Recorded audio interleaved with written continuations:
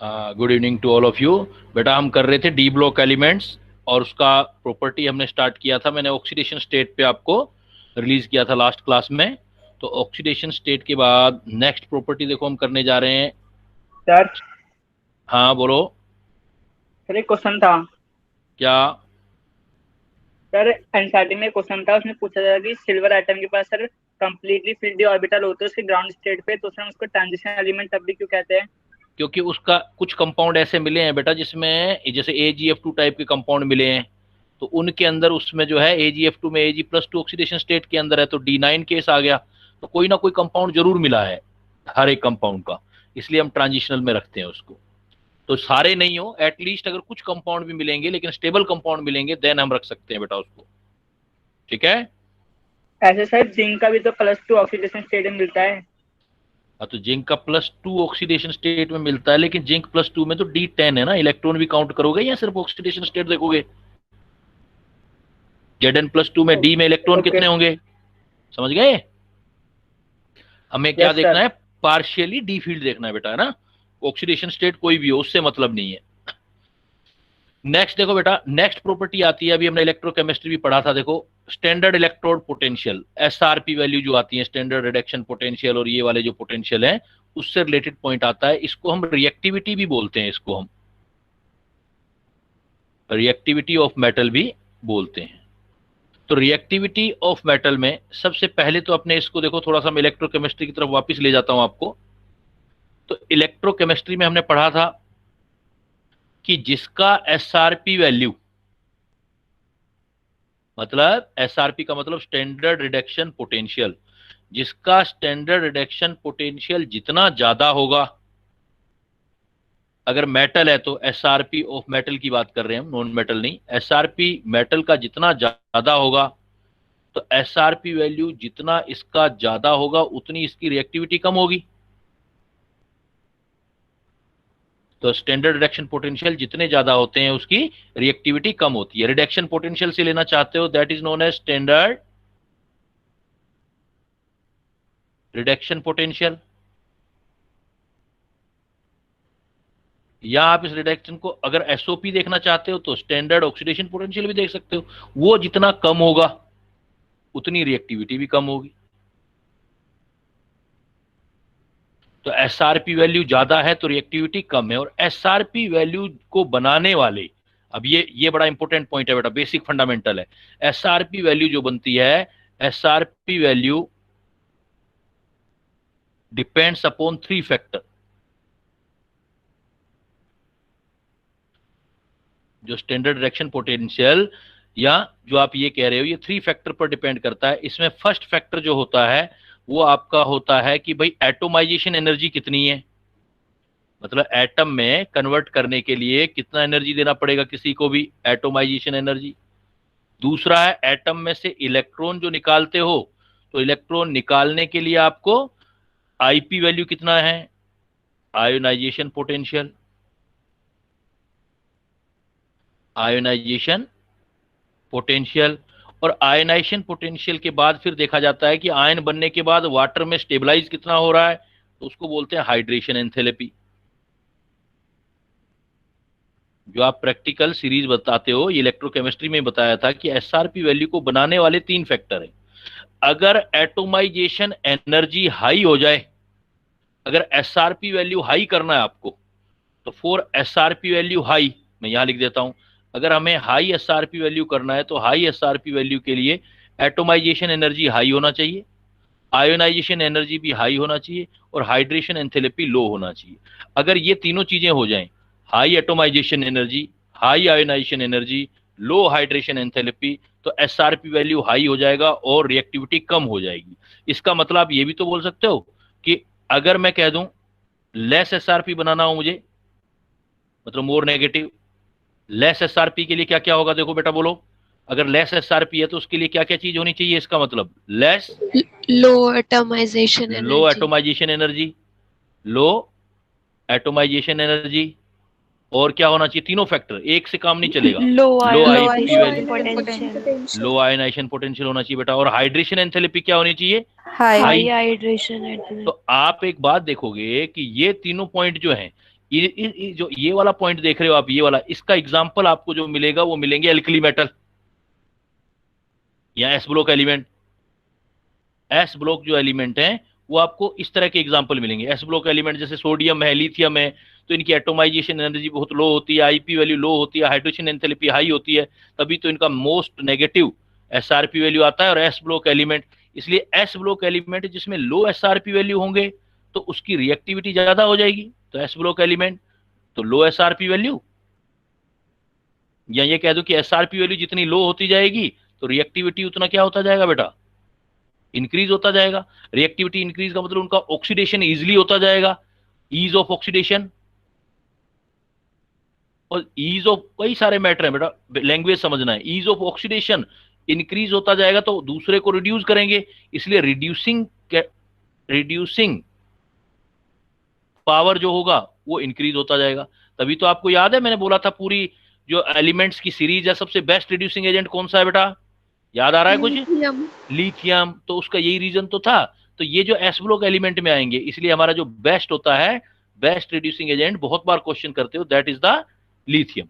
लेकिन इनके कंपैरिजन में आप ये वाला अगर देखोगे, हाई एसआरपी वाला कैटेगरी देखोगे, तो हाई एसआरपी वाला कैटेगरी जो मिलेगा तो वो आपके आएंगे D and F block element. जैसे आयरन देख लो, थोड़ा प्रैक्टिकली सोचो, आयरन को एटम में कन्वर्ट करना बहुत एनर्जी चाहिए, हाई एटोमाइजेशन एनर्जी, उसका आईपी आयनाइजेशन एनर्जी है वो भी बहुत हाई है, और वाटर उसको हाइड्रेटेड बहुत कम करता है, तो लो हाइड्रेशन एंथैल्पी है। ये डी और एफ ब्लॉक एलिमेंट के सारे कैरेक्टर आ जाते हैं, तो इससे एसआरपी वैल्यू हाई आ जाता है। अगर एसआरपी वैल्यू हाई आ जाता है तो इसी रीजन से अब हमारे पास क्वेश्चन क्या बनता है कि जितने भी आप रिड्यूसिंग एजेंट यूज करते हो बेटा, जो रिड्यूसिंग एजेंट यूज करते हैं जनरली देखो एस ब्लॉक एलिमेंट होते हैं, एल्कली मेटल होते हैं या एल्किलाइन अर्थ मेटल होते हैं। इसलिए हम यहां लिख सकते हैं कि पहला पॉइंट ये आ गया रिएक्टिविटी के बेस पर, पॉइंट क्या लिख सकते हैं कि डी ब्लॉक एलिमेंट या transitional element are not good reducing agent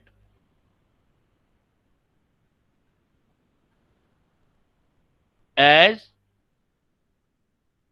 alkali और एल्केलाइन अर्थ मेटल। तो ट्रांजिशन एलिमेंट जो होते हैं हमारे, वो एल्कली या एल्केलाइन अर्थ मेटल जितने बढ़िया गुड रिड्यूसिंग एजेंट नहीं होते। Transition element are not good reducing agent as alkali and alkaline earth metal due to, reason पूछा जाएगा, due to their high SRP value, due to their high SRP value. किसके comparison में high SRP value बेटा? Alkali metal के comparison में। तो SRP value जिसका कम होगा वही बेस्ट रिड्यूसिंग एजेंट होगा। चलो, ये एल्कली मेटल से हमने कंपैरिजन कर लिया। अब दूसरी बात है कि अगर आप ये चीज देखोगे कि भाई ये चेंज कैसे होते हैं, जैसे इन 3D सीरीज बात करते हैं हम,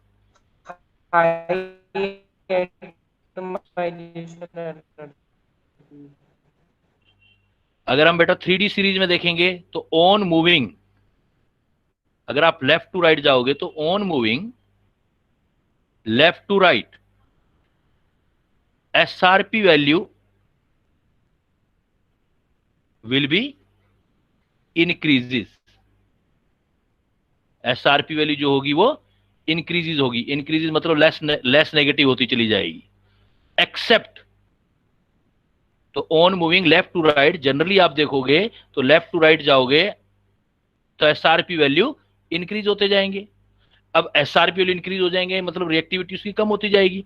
अब एसआरपी वैल्यू इंक्रीज होते जाएंगे, बट ये तीन है देखो, एक मैग्नीज, Mn, जिंक एंड एक निकिल है, ये याद रखना, manganese, zinc and nickel shows unexpected more negative SRP value, more negative SRP value. जब आप ट्रेंड देखोगे तो बीच बीच में कुछ अनयूजुअल ट्रेंड मिलेंगे, और ये ट्रेंड आपको बेटा मिलेंगे मैग्नीज में, जिंक में और निकल में, जिसमें से मैग्नीज और जिंक का रीजन जो है नेगेटिव एसआरपी वैल्यू शो करने का जितना होना चाहिए उससे ज्यादा नेगेटिव है। इसमें मैग्नीज जो है इसका इलेक्ट्रॉनिक कॉन्फ़िगरेशन देखोगे तो Mn जो Mn2 पॉजिटिव में D5 कॉन्फ़िगरेशन होता है, D5 स्टेबल कॉन्फ़िगरेशन होता है, इसलिए अपना ये D5 में आना चाहता है, इसलिए जनरली वहां पर जो है ये चेंज हो जाता है अपना। तो इसके लिए, और जिंक में भी देखो D10 कॉन्फ़िगरेशन ऐसा क्यों होता है, due to D5 stable half field electronic configuration of manganese. Manganese में देखोगे तो मैग्नीज क्या करेगा, जब Mn2 रिडक्शन निकालोगे Mn2 पॉजिटिव से Mn, तो ये इसका इजीली हो जाएगा, क्योंकि यहां पर जो इसका केस है वो D5 है, Mn2 पॉजिटिव इजीली बनेगा। ऐसे ही देखो दूसरा केस होगा D10, जिंक में देखोगे तो D10 केस आ जाएगा, D10 स्टेबल फुलफिल्ड, ये इलेक्ट्रॉनिक कॉन्फ़िगरेशन आ जाएगा फुलफिल्ड। जो अनएक्सपेक्टेड वाले हैं वहां कुछ ना कुछ रीजन आएगा, और ये रीजन याद करने ऑफ जिंक। याद है आपको इलेक्ट्रोकेमिस्ट्री में जिंक का एसआरपी वैल्यू कितना, देखो एसआरपी वैल्यू जो किया था ई नोट, जिंक याद हो तो आपको ई नोट, ये तो याद भी कराया था डेनियल सेल में, -0.76 वोल्ट हो गया था। D5 stable electronic configuration, D10, और निकिल का रीजन है उसकी हाई हाइड्रेशन एंथैल्पी। तीनों के रीजन अलग अलग आएंगे, D5 का हाफ फील्ड की स्टेबिलिटी, और D10 का फुल फील्ड की स्टेबिलिटी, एंड जो निकिल है Ni+2 due to high hydration enthalpy. इसमें एक फैक्टर हाई हाइड्रेशन एंथैल्पी काम कर जाता है, जो इसको बेस्ट रिड्यूसिंग एजेंट की तरफ ले जाता है। तो आप देखोगे कि पूरी सीरीज में जितनी भी एसआरपी वैल्यू हैं सारी नेगेटिव आएंगी एक्सेप्ट कॉपर। कॉपर में देखोगे आप तो कॉपर का आपने पढ़ा था +0.34 वोल्ट, तो यहां पर दूसरा नोट क्या होगा, in 3D series all metal except copper has negative SRP value, सबकी जो है नेगेटिव एसआरपी वैल्यू है। सो दे रिएक्ट विद, वही इलेक्ट्रोकेमिस्ट्री वाला point, they react with H positive ion of mineral acid to evolve hydrogen, इसलिए ये सारे hydrogen निकाल देते हैं। जिंक देखो कितनी आसानी से निकालता है, जितना नेगेटिव वैल्यू होगा तो ये रिएक्शन वापस ही आ गई। देखो जिंक है जैसे Zn रिएक्ट करता है जैसे डाइल्यूट H2SO4 या HCl के साथ, तो बिकॉज इस जिंक, याद करो मैंने बताया था इसकी वैल्यू माइनस में 0.76, एसआरपी वैल्यू 0.76 वैल्यू है, और इसकी 0 है, तो जिसकी नेगेटिव होती है वो ज्यादा रिएक्टिव होता है, तो अपना कैटायन में आ जाएगा ZnSO4 + H2। बहुत काफी डिटेल किया हमने इलेक्ट्रोकेमिस्ट्री वगैरह के अंदर। तो पहली बात तो इनकी एसआरपी वैल्यू एल्कली मेटल वालों से तो ज्यादा होती है, इसलिए एल्कली मेटल के कंपैरिजन में ये गुड रिड्यूसिंग एजेंट नहीं होते। दूसरी बात, अगर हम 3D सीरीज या किसी सीरीज में लेफ्ट टू राइट जाते हैं तो जनरली एसआरपी वैल्यू इंक्रीज होती है, इंक्रीज का मतलब रिएक्टिविटी कम होती है, और जनरली इंक्रीज होती है, लेकिन कुछ जहां जहां स्टेबल कॉन्फ़िगरेशन या हाई हाइड्रेशन एंथैल्पी आएगी वहां पर मोर नेगेटिव हो जाएगी, मतलब ज्यादा रिएक्टिव हो जाएंगे, वो Zn2 पॉजिटिव आयन बना देंगे। जैसे Zn क्या, कोई भी मतलब 2 पॉजिटिव आयन वाला, जैसे हमने एग्जांपल लिया मैग्नीज, जिंक और निकिल का रीजन जो है वो है उसका हाई हाइड्रेशन एंथैल्पी। और पूरी अगर 3D सीरीज में देखें तो एक जगह आपको पॉजिटिव एसआरपी वैल्यू मिलती है कॉपर की जगह, बाकी सब जगह आप देखोगे तो नेगेटिव एसआरपी वैल्यू है, तो सारे ही किसी भी मिनरल एसिड से रिएक्ट करके हाइड्रोजन गैस इवोल्व कर देंगे, लेकिन कॉपर नहीं करेगा, बिकॉज कॉपर का एसआरपी वैल्यू जो होता है E0 Cu2 पॉजिटिव Cu, ये आपका था +0.34 वोल्ट। ये कॉपर के साथ रिएक्शन जो है ये हाइड्रोजन इवोल्व नहीं करेगा, ये पहले भी पॉइंट किया आपने। अब मैं आपको एक चीज और बताता हूं, एक चीज शायद आपने सीखी हो या नहीं सीखी हो, आई डोंट नो, बट मैं आपको यहां बता देता हूं कि आपका ये ध्यान रखना, आप कहते हो कि हाफ फील्ड या फुल फील्ड, जैसे D5 हाफ फील्ड होता है, नॉलेज क्लाउड, D5 ये होता है आपका हाफ फील्ड, और एक देखो बेटा होता है D10, ये होता है फुल फील्ड। हाफ फील्ड या full field case extra stable होते हैं, पढ़ते हो ना, एक्स्ट्रा स्टेबल होते हैं, ये एक्स्ट्रा स्टेबल, लेकिन ध्यान रखना ये extra stable in gaseous state हैं, एटॉमिक स्टेट के अंदर होते हैं, एटॉमिक स्टेट में D5 और D10 केस ज्यादा स्टेबल होंगे, बट इन एक्वस सॉल्यूशन, अगर आपका सॉल्यूशन बेटा एक्वस आ गया, एक्वस सॉल्यूशन में D5 से D3 ज्यादा स्टेबल होगा एक्वस सॉल्यूशन में, याद रखना, क्योंकि उसमें Eg T2G ऑर्बिटल हो जाते हैं ना, वो नीचे चला जाता है, 3 2 ऊपर होते हैं, तो 3 इलेक्ट्रॉन यहां आ जाते हैं, तो ये ज्यादा स्टेबल होता है एक्वस में, ये ध्यान रखना। तो ये जनरली क्या होता है कि जनरली हमारा दिमाग इधर ही घूमता रहता है, ये तो एक्स्ट्रा स्टेबल गैसियस स्टेट में होता है, लेकिन अगर पानी के अंदर ले जाएं, हाइड्रेटेड फॉर्म के अंदर देखेंगे तो D5 से ज्यादा स्टेबल D3 केस होगा, मोर स्टेबल होगा। इसके कुछ एग्जाम्पल देखो, क्योंकि नहीं तो कंफ्यूजन हो जाता है उधर वाले से। इसके कुछ एग्जाम्पल देखो, मैंने यहाँ शेयर कर रहा हूं मैं आपसे, मतलब जो क्वेश्चनिंग बनती है, मेन पार्ट तो क्वेश्चनिंग का है ना हमारा।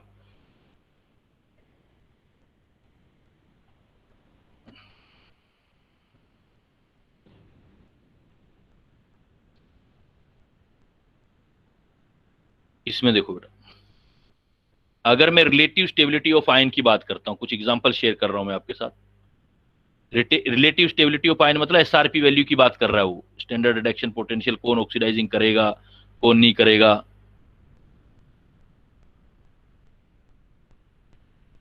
इधर देखो, अगर मैं रिलेटिव स्टेबिलिटी ऑफ आयन देखूं, Mn2 पॉजिटिव आयन को Mn+3 में कन्वर्ट करता हूं, Mn+2 से Mn+3, तो ज्यादा स्टेबल कौन होगा देखेंगे हम, तो Mn+2 ज्यादा स्टेबल होगा। उसका रीजन क्या होगा, क्लियर कट ही है आपको, Mn+2 Mn+3 है, तो Mn+2 D5 केस होगा, और Mn+3 जो केस होगा वो आपका कितना हो जाएगा, D4।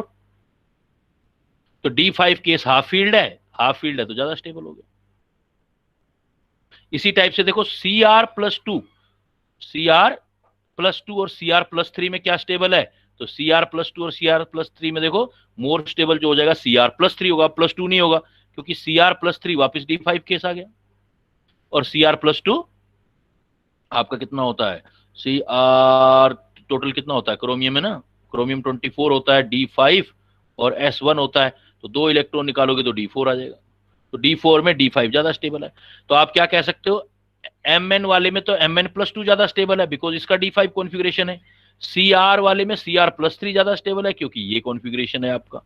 अब सपोज, अब मैं क्या करता हूं, आपको एक पॉइंट और देता हूं, मैं आपसे ये पूछता हूं कि आपके पास Fe है, +2 से +3 में कन्वर्ट कर रहे हो, Fe 3d6 से 3d5, क्रोमियम है, Cr+2 से Cr+3 कर रहे हैं। अब इस केस में देखो आप, Cr+2 Cr3, तो मैंने क्या बताया आपको, अगर आपके पास गैसियस मीडियम है तो D5 ज्यादा स्टेबल हो, गैसियस मीडियम है, लेकिन एक्वस सॉल्यूशन है, तो एक्वस सॉल्यूशन है तो फिर D3 केस ज्यादा स्टेबल होगा एक्वस सॉल्यूशन में।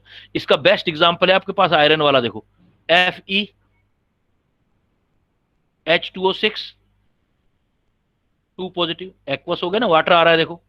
और दूसरा मैंने क्रोमियम का एग्जांपल दिया था, Cr H2O6 2 पॉजिटिव। अब मैंने क्या कर दिया, इन दोनों में आपसे स्टेबिलिटी पूछ ली, भाई इन दोनों स्पीसीज में ज्यादा स्टेबल कौन है, तो Fe+2 आयन के अंदर है, यहां पर Fe+2 होगा, तो ये इसका मतलब तो Fe+2 हो गया D6 केस, Fe+2 से Fe+2 है, एक Fe+3 भी बना लो इसके साथ साथ वाला, Cr+2 से Cr+3 बना लो, तो देखो कौन किस में चेंज होगा, जो स्टेबिलिटी की तरफ होगा उधर ही तो जाएगा। तो FeH2O6 से सपोज एक दूसरा एग्जांपल ले लिया, FeH2O6+3, और इधर आपने क्रोमियम वाला एग्जांपल ले लिया RH2O6+3। तो अब यहां केस देखो, ये D6 आयरन वाले केस में, ये आ गया D5। इधर देखो क्रोमियम वाले केस में Cr2 पॉजिटिव है, Cr2 पॉजिटिव है तो D4, ये आया ना D4, ठीक है 2 पॉजिटिव, और Cr+3 में D3। अब मैं आपसे पूछना चाहूं कि आयरन +2 से +3 में जल्दी जाएगा या क्रोमियम Cr से, मतलब इन दोनों में बेस्ट कौन है जो +3 में जाएगा। तो अब देखो दोनों एक्वस सॉल्यूशन में, तो एक्वस सॉल्यूशन में D5 है और ये D3 है, तो D3 in aqueous solution more stable हो जाएगा, क्रोमियम वाला more stable in aqueous solution. तो Fe से Fe+3 इजिली कन्वर्ट होगा या Cr से Cr+3, क्या आंसर दोगे आप, Cr से Cr+2 से Cr+3 इजिली हो जाएगा। अगर ये इजिली हो जाएगा तो ऑक्सीडाइज हो रहा है खुद, ऑक्सीडाइज हो रहा है तो दूसरे को रिड्यूस करेगा, इसका मतलब इधर जा रहा है। तो इसका मतलब आयरन के कंपैरिजन में क्रोमियम जो होगा वो आपका बेटर रिड्यूसिंग एजेंट होगा। तो उसका रीजन D3 केस होगा इन एक्वस सॉल्यूशन। तो Cr+2 is a better reducing agent than Fe+2 से। Cr+2 बेटर हो जाएगा किससे? Fe+2 से। तो ऐसे कई बार जो बिल्कुल कंफ्यूजिंग क्वेश्चन आ जाए तो एक्वस सॉल्यूशन में ध्यान रख लेना। एक्वस क्वेश्चन में इवन ये भी स्टेबल है, आयरन भी स्टेबल है, D5 केस है, लेकिन क्रोमियम भी D3 केस है, और एक्वस सॉल्यूशन में D3 जो होगा वो आपका ज्यादा स्टेबल केस बनेगा। वो होता किससे? क्रिस्टल फील्ड स्टेबलाइजेशन एनर्जी से बनता है, D5 और Cr वाले जो एग्जांपल लेते हैं। तो क्रोमियम Cr+2 एग्जाम में आ सकता है, Cr+2 is a better reducing agent, आप बोलोगे Fe+3। तो ये आपका काफी इंपॉर्टेंट फैक्टर होता है SRP वैल्यू। तो इससे हम SRP वैल्यू से हम ये पता कर सकते हैं स्टेबिलिटी। क्लियर? और देखो क्या पॉइंट आ सकते हैं नेक्स्ट। अब देखो हमने रिएक्टिविटी भी देख लिया, अब रिएक्टिविटी के बाद में ले जाता हूं आपको इनके कलर पर। कलर और पैरामैग्नेटिज्म दो काफी इंपॉर्टेंट चीजें हैं।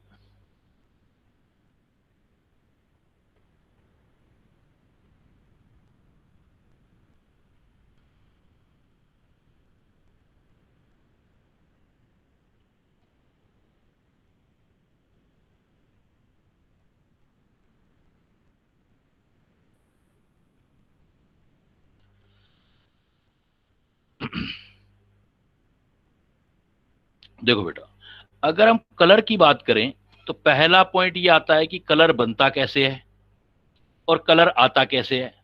तो कोई भी आप अगर डी ब्लॉक एलिमेंट देखेंगे तो इनके कंपाउंड या आयन ज्यादातर कलर वाले होते हैं। कलर की बात करें तो मैक्सिमम कंपाउंड जो होंगे ट्रांजिशन एलिमेंट के वो आपके कलर्ड होंगे, चाहे वो क्रिस्टल फॉर्म में हो या सॉल्यूशन में हो, कलर दिखाई देते हैं। जबकि दूसरे जो एस या पी ब्लॉक में ज्यादातर हमें कलर नहीं दिखाई देता।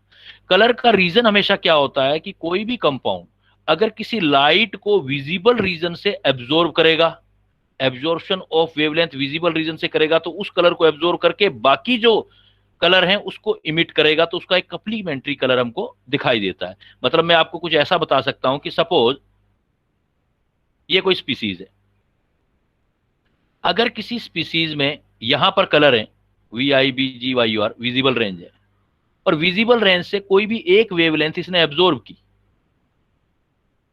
तो एब्जॉर्ब करके क्या करेगा? उसको तो एब्जॉर्ब करेगा, उस एब्जॉर्प्शन से क्या होगा? इसमें कुछ इलेक्ट्रॉनिक ट्रांजिशन होंगे, इलेक्ट्रॉन नीचे से ऊपर जंप करेंगे।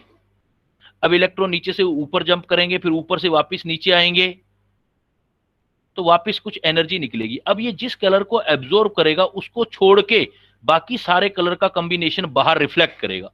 तो वो जो कलर हमें दिखाई देगा, जो ऑब्जर्व्ड कलर होगा, उसको बोलेंगे हम ऑब्जर्व्ड। तो ये कलर जो हमारा ऑब्जर्व्ड होता है वो हमें दिखाई देता है। अगर मैं जनरली बात करूं तो हमारे पास 7 कलर ही तो हैं जिनको जनरली आप देखते हो। तो उन 7 कलर की बात करें हम,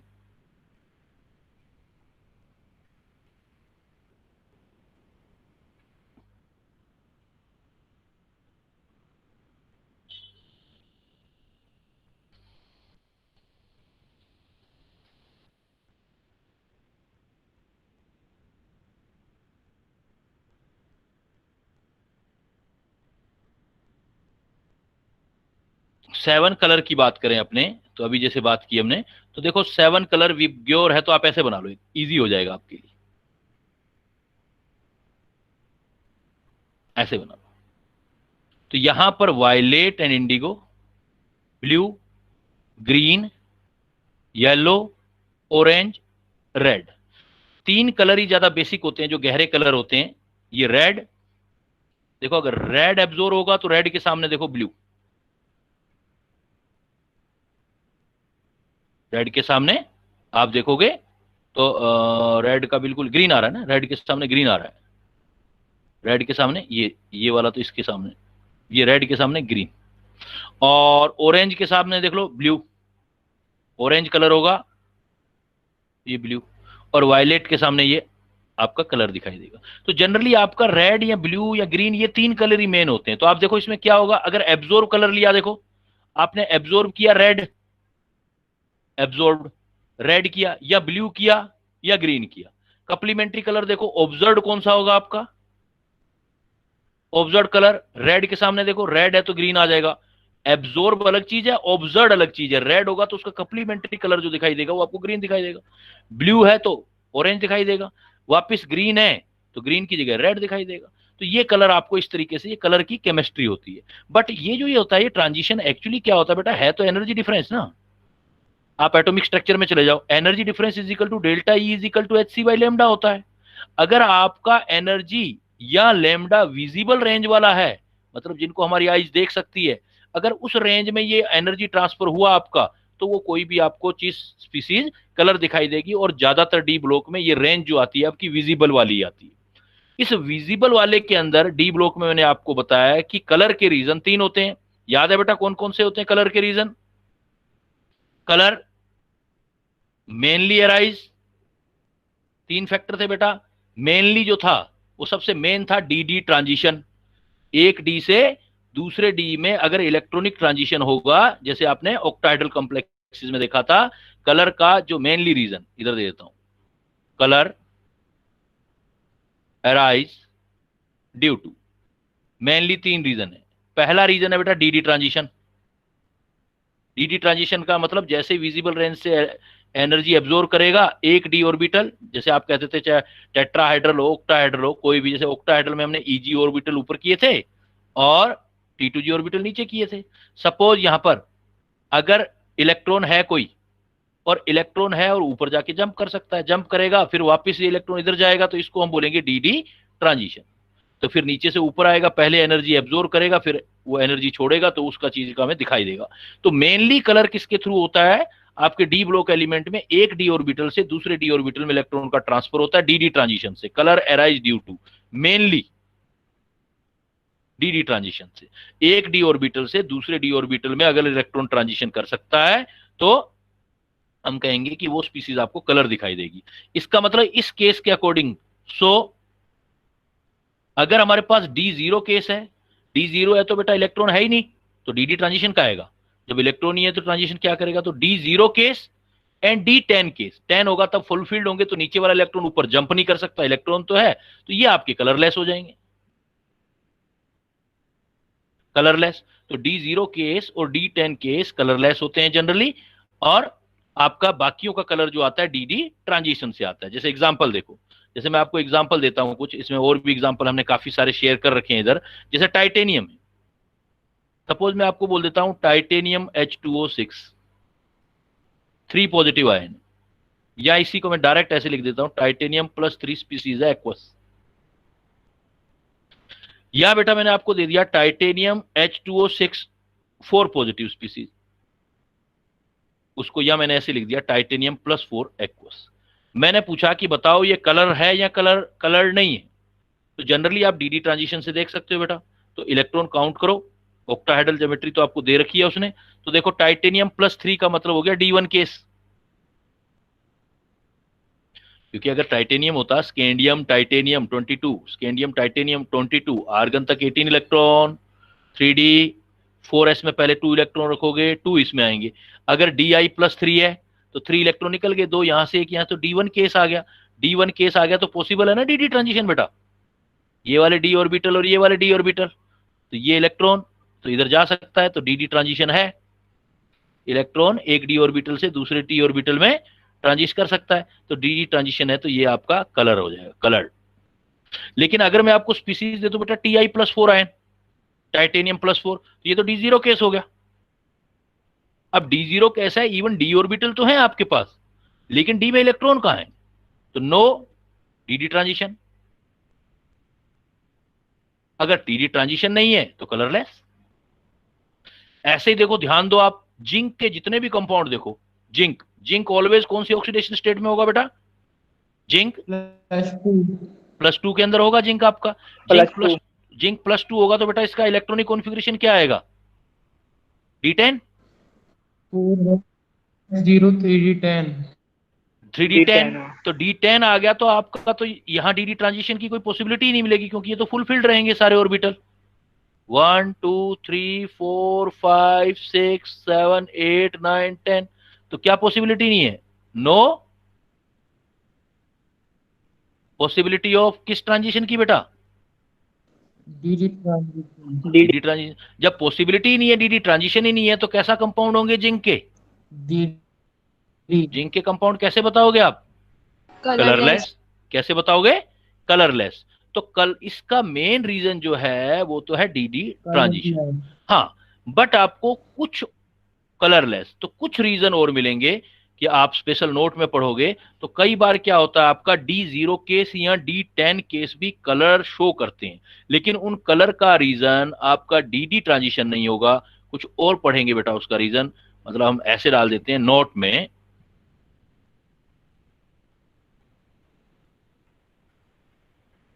D0 case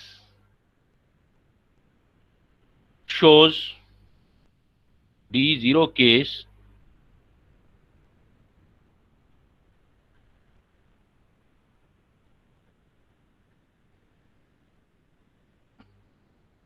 D0 case shows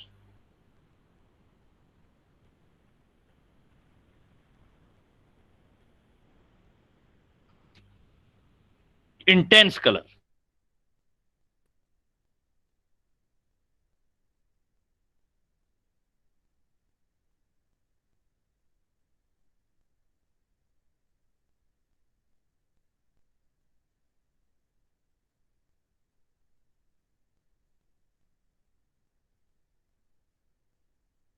sir आपका माइक किसी ने ऑफ कर दिया है। D0 case shows intense colour, लेकिन ये जो D0 तो कलरलेस होना चाहिए था ना बेटा, तो इसका मतलब ये कलरलेस जो है ड्यू टू डीडी ट्रांजिशन है। डीडी ट्रांजिशन तो है नहीं इसमें, ये फिर कलर कहां से आ रहा है? इसका रीजन होगा बेटा D0 case shows intense colour in presence of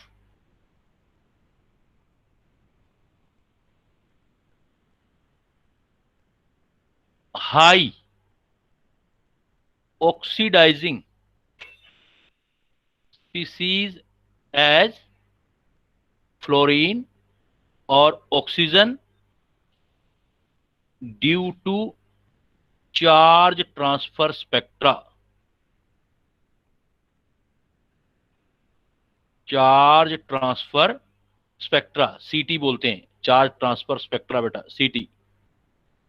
तो कहता है वैसे तो D0 नहीं होता, लेकिन अगर हाई ऑक्सीडेशन वाली स्पीसीज आ जाए, मान लो फ्लोरीन आ जाए, ऑक्सीजन आ जाए, तब आपका D0 केस में भी कलर दिख सकता है, और उसका रीजन डीडी ट्रांजिशन नहीं होगा, उसका रीजन जो होगा फिर कोई और होगा, और उस रीजन का नाम होगा चार्ज ट्रांसफर स्पेक्ट्रा। जैसे देखो बेटा एग्जाम्पल, जैसे एग्जाम्पल है KMnO4। अब KMnO4 में K पॉजिटिव एल्कली मेटल से तो कलर हो नहीं सकता, कलर का रीजन होगा ट्रांजिशन मेटल, इसका मतलब ये मैग्नीज के रीजन से होगा। अब मैग्नीज में देखो, अब इसका ऑक्सीडेशन स्टेट निकालो मैग्नीज का, मैग्नीज +7 ऑक्सीडेशन स्टेट में, मैग्नीज +7 का मतलब तो D0 केस हो गया बेटा, और D0 केस वैसे क्या होना चाहिए था?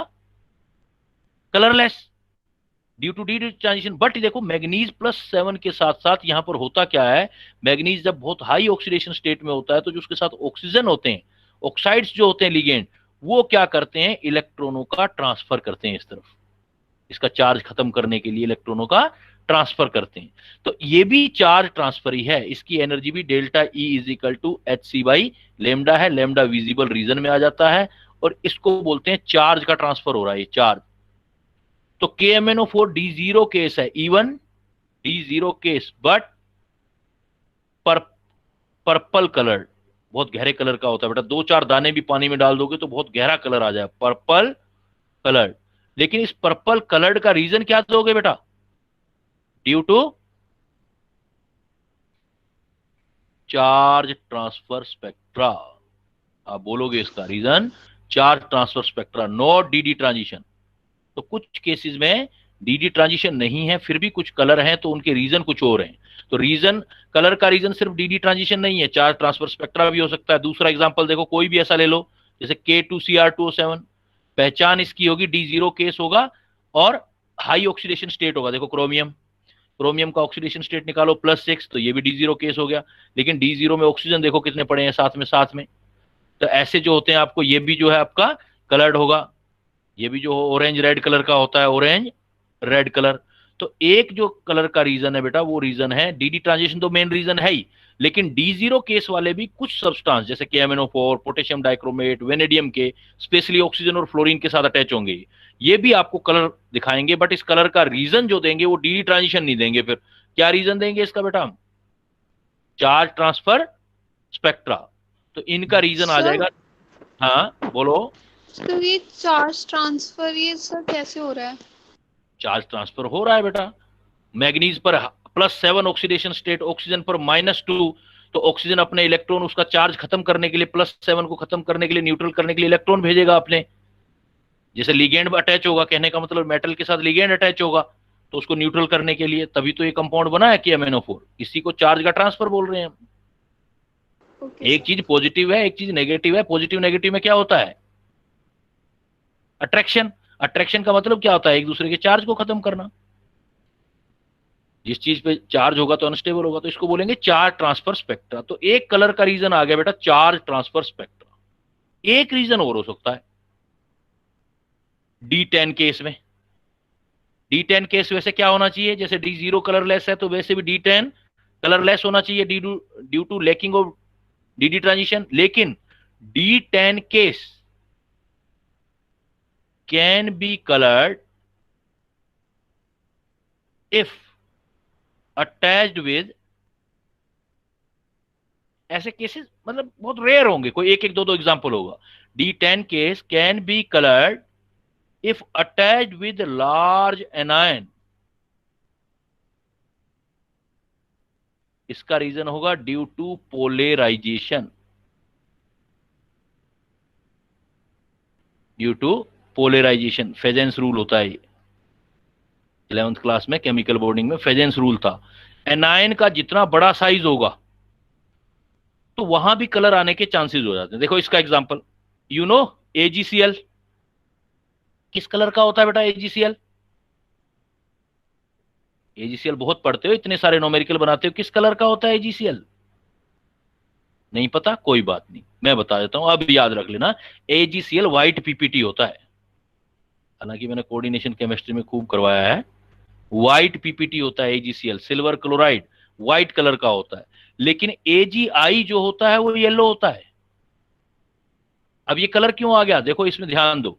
Ag है, Ag प्लस आयन, ट्रांजिशन है, इधर भी Ag plus ion. Ag plus ion का मतलब तो D10 केस हो गया। अब D10 केस है, इसमें भी D10 केस है, इसमें भी D10 केस है। लेकिन जब D10 केस में Ag होगा और अगर लार्ज साइज के एनायन के साथ, आयोडाइड का बहुत बड़ा साइज है, तो लार्ज साइज के एनायन के साथ अटैच होगा, तो फेजेंस कहता है ये डिस्टोर्शन करेगा, इसके इलेक्ट्रॉन क्लाउड को, मतलब चार्ज को अपनी तरफ खींचेगा। इसको बोलते हैं पोलराइजेशन। और इस पोलराइजेशन के रीजन से इसमें कलर आता है। AgI जो येलो होता है, अगर आपसे पूछा जाए AgI येलो क्यों है, तो बोलोगे इवन D10 केस है, कलरलेस होना चाहिए था, बट येलो क्यों है? AgCl तो व्हाइट है, कलरलेस है, तो उसका रीजन आप देंगे पोलराइजेशन। तो अल्टीमेटली देखो, अगर कलर का मेरे से रीजन पूछा जाए तो कलर के कौन कौन से रीजन है बेटा? क्या क्या नाम दो वन वर्ड में। Reason of colour in D block element.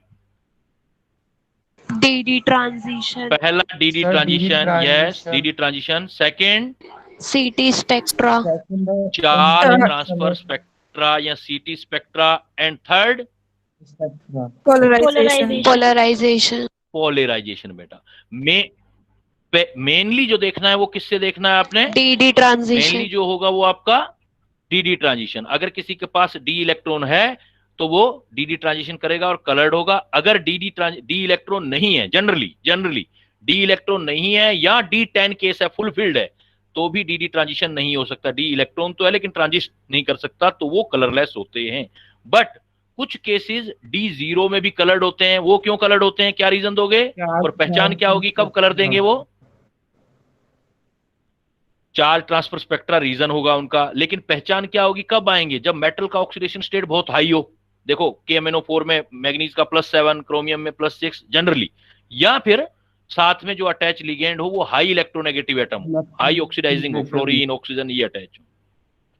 और एक रेयर केसेस D10 वाले भी होते हैं, जनरली D10 कलरलेस ही होते हैं, बट कुछ केसेस में जब D10 केस वाला कैटायन बहुत बड़े एनायन के साथ अटैच हो जाता है तो ड्यू टू पोलराइजेशन मतलब फेजन रूल के वो कलर्ड हो सकता है। क्लियर बेटा? कोई डाउट? मतलब साथ के साथ याद होते जाना चाहिए, कोई बड़ी बातें नहीं है यहाँ पर, कोई रॉकेट साइंस नहीं है, सिंपल सा जो बता रहा हूं बस याद करते जाओ। तो अभी देखो डी ब्लॉक की दो प्रॉपर्टी और कर ली, एक तो एसआरपी वैल्यू कर लिया आपने कि D block better reducing agent नहीं है, दूसरा डी का कलर कर लिया। क्लियर? यस चलूं आगे? सर। कलर के बाद देखो फिर मैग्नेटिक बिहेव देखते हैं बेटा। मैग्नेटिक बिहेव जैसे क्या पढ़ते हो, पैरामैग्नेटिक, डायामैग्नेटिक, वो देखते हैं हम। डी ब्लॉक में क्या प्रॉपर्टी आती है या नहीं आती है, आती है तो कितनी होगी।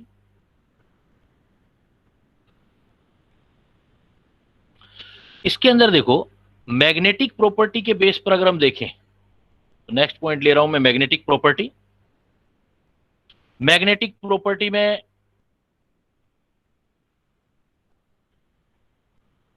अगर किसी सब्सटेंस को आप मैग्नेटिक फील्ड में ले जाओ, डी ब्लॉक वाले, और मैग्नेटिक फील्ड में बेटा अगर वो अट्रैक्ट होता है तो पैरामैग्नेटिक है, और रिपेल होता है तो डायमैग्नेटिक है। अगर हम तो सब्सटेंस को दो टाइप में डिवाइड कर सकते हैं, एक क्या बोल सकते हो आप, पैरामैग्नेटिक, और एक क्या बोल सकते हैं हम, डायमैग्नेटिक। पैरामैग्नेटिक और डायमैग्नेटिक। थोड़ा बड़ा कर देता हूं मैं जिससे थोड़ा क्लियरिटी से दिखे। आपको पढ़ा है, काफी जगह पढ़ा है आपने, इवन मैंने आपको उसमें भी करवाया, कोऑर्डिनेशन में भी, और पिछले साल तो पढ़ाई होगा आपने सॉलिड स्टेट वगैरह में।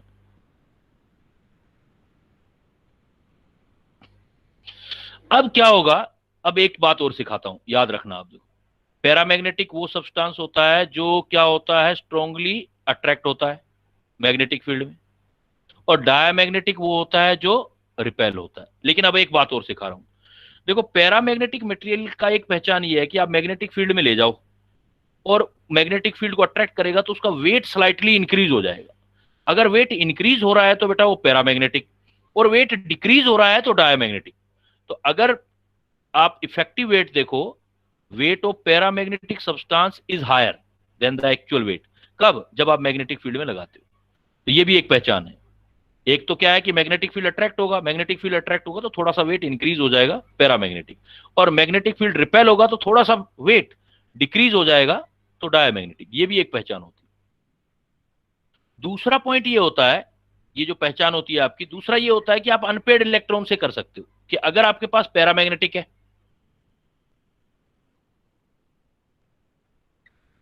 पैरामैग्नेटिक का मतलब होगा अगर प्रेजेंस ऑफ अनपेड इलेक्ट्रॉन, अगर आपके पास किसी स्पीसीज में अनपेड इलेक्ट्रॉन है तो वो पैरामैग्नेटिक होगा। और अगर डायमैग्नेटिक में क्या बोलोगे फिर, डायमैग्नेटिक में ऑल पेयर्ड इलेक्ट्रॉन होंगे। अगर सारे के सारे इलेक्ट्रॉन पेयर्ड हैं, ऑल पेयर्ड इलेक्ट्रॉन है, तो वो डायमैग्नेटिक। अब एक्चुअल होता क्या है बेटा कि ये जो अनपेयर्ड इलेक्ट्रॉन होता है तो अकेला इलेक्ट्रॉन होता है, और ये अकेला इलेक्ट्रॉन दो टाइप का मोशन करता है। एक बोलते हैं हम सर्कुलर मोशन, और एक जो होता है अपना स्पिन करता है जो अपनी जगह पे। तो इलेक्ट्रॉन के दो टाइप के मोशन। मैं अगर फिजिक्स की तरफ ले जाऊं आपको, तो कोई भी चार्ज पार्टिकल जब मूवमेंट करता है तो मैग्नेटिक फील्ड प्रोड्यूस करता है। इसी को हम मैग्नेटिज्म या पैरामैग्नेटिज्म कहते हैं। सर्कुलर मोशन होता है और एक इसका जो होता है स्पिन मोशन होता है। लेकिन डी ब्लॉक में सर्कुलर मोशन जो होता है क्विंच हो जाता है, दब जाता है, इसलिए उसका इफेक्ट नहीं लेते हम।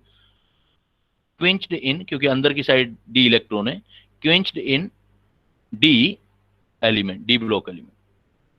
डी ब्लॉक एलिमेंट में ये क्विंच हो जाता है, सिर्फ इसलिए स्पिन मोशन करते हैं। वैसे फिजिक्स कहती है कि दोनों मोशन से आप निकालोगे तो टोटल रिजल्टेंट म्यू जो आएगा मैग्नेटिक मोमेंट, वो ये आता है बेटा 4s s+1 प्लस l+1।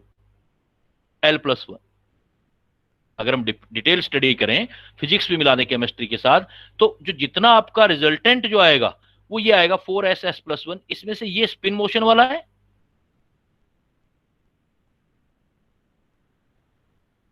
और ये वाला जो होता है वो सर्कुलर मोशन होता है। लेकिन सर्कुलर मोशन क्विंच हो रहा है इसलिए इसको हम छोड़ देते हैं। छोड़ देंगे तो हमारे पास देखो क्या फार्मूला बन जाएगा, mu R is equal to आपका बन जाएगा 4s s+1। s का मतलब होता है टोटल स्पिन। अब टोटल स्पिन की तरफ मुझे आपको ले जाना है, तो टोटल स्पिन देखो कितना आएगा। अब हालांकि बात तो 1 सेकंड में याद कर लेंगे, वो मैंने पहले भी करवा रखी है आपको, लेकिन अब जब नॉलेज की बातें आती हैं तो बहुत सारे पॉइंट होते हैं बेटा, तो उसमें हर चीज आपकी बिल्कुल क्लियर, क्रिस्टल क्लियर होनी चाहिए आपको। अब जब आप स्पिन का मोशन लोगे सिर्फ, तो स्पिन लोगे तो एक एक इलेक्ट्रॉन का स्पिन हाफ होता है बेटा, स्पिन होता है हाफ, इनटू जितने इलेक्ट्रॉन होंगे उतना ले लेंगे एन। एन का मतलब हो जाएगा नंबर ऑफ अनपेयर्ड इलेक्ट्रॉन। तो एक इलेक्ट्रॉन का स्पिन हाफ एन है तो n/2 हो जाएगा। एस की जगह रखो, देखो आप म्यू आर, अब म्यू स्पिन ले रहे हैं सिर्फ, mu S is equal to क्या आएगा देखो 4। एस की जगह क्या रख सकता हूं बेटा, n/2, फिर देखो अंदर वाला एस, उसकी जगह n/2 प्लस 1, इसको सोल्व करो, ये 2 से 2 कैंसिल हो गया, अंदर 2 ले जाओ, स्पिन मोशन एक एन अंदर रह गया, n+2। यही फार्मूला तो पढ़ा था बोहर मैग्नेटोन आपने, डायरेक्ट यही तो करते थे पैरामैग्नेटिज्म निकालने का। तो जिसके पास भी अनपेयर्ड इलेक्ट्रॉन होगा, तो डी ब्लॉक एलिमेंट में अगर निकाल रहे हैं तो जितने अनपेयर्ड इलेक्ट्रॉन होंगे, अनपेयर्ड इलेक्ट्रॉन होगा तो उसमें पैरामैग्नेटिज्म आएगा, और जिसके पास अनपेयर्ड इलेक्ट्रॉन होगा पैरामैग्नेटिज्म आएगा। ये पहले भी मैंने बताया है कि ये बड़ा इजी है अगर आप इस फार्मूले का यूज करते हो। अंडर रूट निकला कैसे है, ऊपर वाला बताया है। तो ये जो आप मैग्नेटिक मोमेंट निकालते हो, इसको बोलते हो spin only magnetic moment, spin only magnetic moment calculate करते हैं, स्पिन ओनली मैग्नेटिक मोमेंट। तो spin only magnetic moment N क्या है यहां पर, तो unpaired, number of unpaired electron है, और number of unpaired electron number of one है, अनपेयर्ड तो मैंने आपको इलेक्ट्रॉन पहले भी बताया था म्यू कितना आएगा 1 point something, N is equal to 2 आएगा तो म्यू कितना आएगा 2 पॉइंट समथिंग। किया तो था कोऑर्डिनेशन केमिस्ट्री में। अगर म्यू आपको दिखाई दे रहा है 3 पॉइंट समथिंग, तो इसका मतलब अनपेयर्ड इलेक्ट्रॉन कितने होंगे 3। अगर म्यू दिखाई दे रहा है 4 पॉइंट समथिंग, 3. तो इसका मतलब एन कितना आ जाएगा 4। अगर एन इज इक्वल टू 5 है तो म्यू निकालो तो कितना आ जाएगा म्यू, तो डायरेक्ट हिट कर सकते हो ना इससे, डायरेक्ट हिट 5 पॉइंट समथिंग। तो इट मींस आप देखो ये दोनों प्रॉपर्टी बता सकते हो कि कोई स्पीसीज कलर्ड है या नहीं है। तो कलर मेनली आप देखोगे डीडी ट्रांजिशन से, अगर उसमें अनपेयर्ड इलेक्ट्रॉन है, और जहां अनपेयर्ड इलेक्ट्रॉन आता है वहां पैरामैग्नेटिज्म भी आ जाता है, और पैरामैग्नेटिज्म को आप कैलकुलेट भी कर सकते हो। कैलकुलेट करने के लिए सिर्फ हम स्पिन ओनली मैग्नेटिक मोमेंट लेते हैं, या सर्कुलर मोशन वाला नहीं लेते, इसलिए हम फार्मूला ये वाला यूज करते हैं। तो ज्यादातर डी ब्लॉक एलिमेंट देखोगे तो उसमें कुछ डायमैग्नेटिक भी हो सकते हैं, कुछ पैरामैग्नेटिक भी हो सकते हैं। दोनों टाइप की पॉसिबिलिटी है हमारे पास, दोनों टाइप के हमारे पास जो है वो स्पीसीज रहती हैं। तो तीसरा प्रॉपर्टी कर लिया, ये बहुत इंपॉर्टेंट है बेटा, हर साल क्वेश्चन कलर और पैरामैग्नेटिज्म पे तो आता ही आता है। कलर और पैरामैग्नेटिज्म हमने देखो उसके अंदर भी किया था आपका कोऑर्डिनेशन केमिस्ट्री, क्योंकि ये और वो चैप्टर तो रिलेटेड ही है ना। कलर और पैरामैग्नेटिज्म देखना है आपने इससे। कलर और पैरामैग्नेटिज्म के बाद अब कुछ छोटे छोटे पॉइंट्स हैं वो देख लेते हैं अब अपने, और क्या क्या डी ब्लॉक एलिमेंट की प्रॉपर्टी होती है।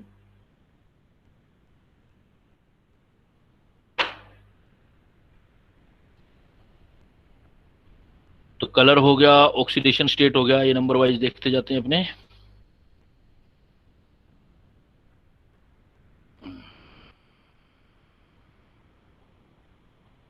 स्टेबिलिटी हो गया।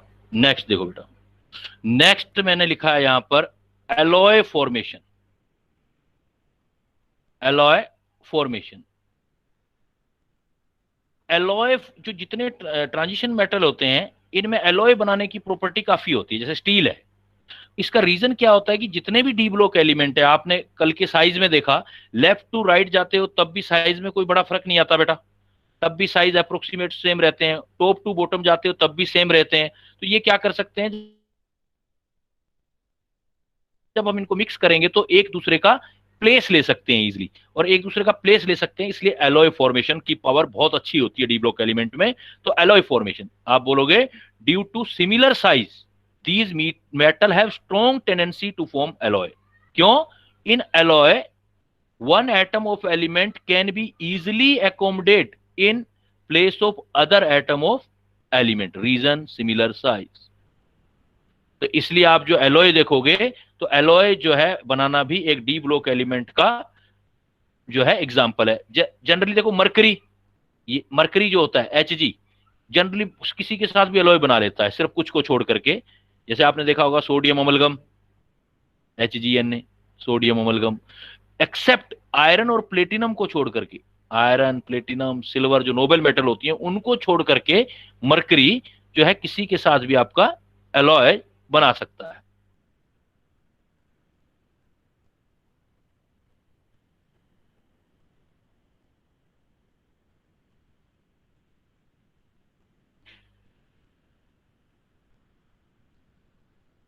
एलॉयज फॉर्मेशन में अब होता क्या है एलॉयज, और हम कुछ एग्जांपल देखते हैं एलॉयज के।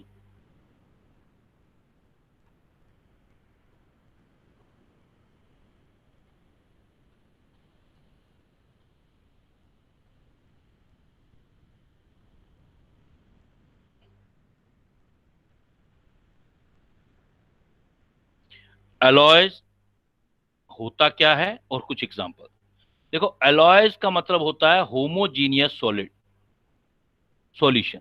एलॉयज एग्जाम में आएगा, what is the alloy, alloy क्या है, एलॉयज होमोजीनियस सॉलिड सॉल्यूशन। और इसमें क्या होता है, एक एटम दूसरे एटम में डिस्ट्रीब्यूट होते हैं randomly among the atom of alloys. अच्छा, इससे फर्क क्या पड़ता है एलॉयज का, एलॉयज से थोड़ी मेटल की क्वालिटी में फर्क पड़ जाता है। जैसे एलॉयज जब फॉर्म होता है तो पहले से हार्ड हो जाता है और उसका मेल्टिंग पॉइंट भी बढ़ जाता है, तो कुछ प्रॉपर्टी इंप्रूवमेंट हो जाती है, प्रॉपर्टी इंप्रूवमेंट हो जाती है। जैसे आप देखो काफी आयरन के, फेरस के काफी एलॉय हैं, फेरस के, आयरन के, आयरन के एलॉय स्टील बनाना होता है तो आयरन में क्या करते हैं, फेरस के एलॉयज में क्रोमियम, चमक डालने के लिए क्रोमियम, ये वेनेडियम, मजबूत करने के लिए टंगस्टन, मोलिब्डेनम, ये वाली चीजें हम क्या है उसमें मिला देते हैं। तो स्टील या स्टेनलेस स्टील जो बनाते हो आप, उसमें ये वाली इंप्योरिटी डाली जाती है। एलॉयज जो बनता है वो transition metal with non transition metal भी हो सकता है, जरूरी नहीं है ट्रांजिशन मेटल का ट्रांजिशन मेटल के साथ, बस फर्क ये होना चाहिए कि दोनों के साइज बराबर होने चाहिए। देखो बेस्ट एग्जांपल में आपने पढ़ रखा होगा ब्रास एंड ब्रोंज, देखो आप सभी ने देखा होगा, एक होता है ब्रोंज, एक होता है ब्रास, एक होता है सिंपल कॉपर। कॉपर जो होता है ना वो सॉफ्ट होता है थोड़ा सा, अब कॉपर को ज्यादा मजबूत करना है तो उसमें कुछ मिला दो दूसरे वाला, जैसे कॉपर है, ब्रॉन्ज एंड ब्रॉस दोनों कॉपर के हैं। ब्रास, बस ये ध्यान देना कि ब्रास में एस आ रहा है ना, एस इसमें नहीं आता, एस इधर चला जाता है, और ब्रोंज इधर, जेड आ रहा है तो जिंक इधर। तो ध्यान रखना जब कॉपर और जिंक होगा तो ब्रोंज नहीं होगा, वो ब्रास होगा बेटा।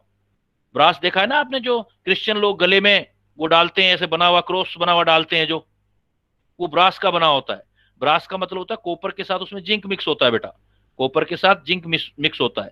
और इसी टाइप से ब्रॉन्ज, ब्रॉन्ज जैसे मेडल होता है, गोल्ड मेडल, फिर दूसरे वाला सिल्वर मेडल, तीसरा कॉपर, कॉपर अगर अकेला होगा तो काफी सॉफ्ट होगा, तो कॉपर को मजबूत करने के लिए उसमें टिन डाल देते हैं। इंटरेस्टिंग पॉइंट ये है कि कॉपर देखो ट्रांजिशनल एलिमेंट है और डी ब्लॉक एलिमेंट है कॉपर, लेकिन टिन डी ब्लॉक एलिमेंट नहीं है, पी ब्लॉक एलिमेंट है, तो कोई भी एलिमेंट आ सकता है और नॉन ट्रांजिशनल है। जिंक भी है तो डी बट नॉन ट्रांजिशनल है। तो ऐसे एग्जांपल आते हैं, तो इससे हम एलॉयज फॉर्म करते हैं। तो एक बार फिर रिपीट कर दो बेटा, एलॉयज होता क्या है, क्या बोलोगे वन वर्ड में definition, alloys, what is the alloys, homogeneous solid solution. Yes very good, homogeneous solid solutions are alloys.